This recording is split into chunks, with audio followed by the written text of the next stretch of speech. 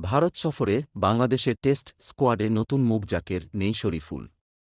ভারতের বিপক্ষে ২ ম্যাচের টেস্ট সিরিজের জন্য ১৬ সদস্যের দল ঘোষণা করেছে বাংলাদেশ। সর্বশেষ পাকিস্তান সিরিজের দল থেকে চোটের কারণে বাদ পড়েছেন শরীফুল ইসলাম।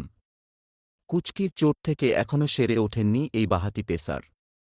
ভারত সিরিজের দলে প্রথমবার টেস্ট স্কোয়াডে ডাক পেয়েছেন উইকেটকিপার ব্যাটসম্যান জাকের আলী।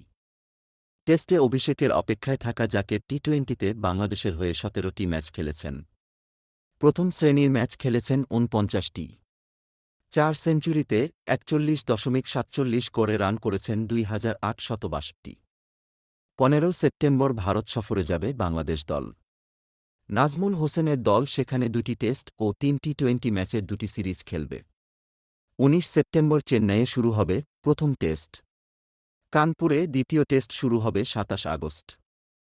ভারত সফরে বাংলাদেশ টেস্ট স্কোয়াড হল: নাজমুল হোসেন শান্ত অধিনায়ক, মাহমুদুল হাসান জয়, জাকির হাসান, সাদমান ইসলাম, মুমিনুল হক, মুশফিকুর রহিম, সাকিব আল হাসান, লিটন কুমার দাস, মেহেদী হাসান মিরাজ, তাইজুল ইসলাম, নাইম হাসান, নাহিদ রানা, হাসান মাহমুদ, তাসকিন আহমেদ, মো.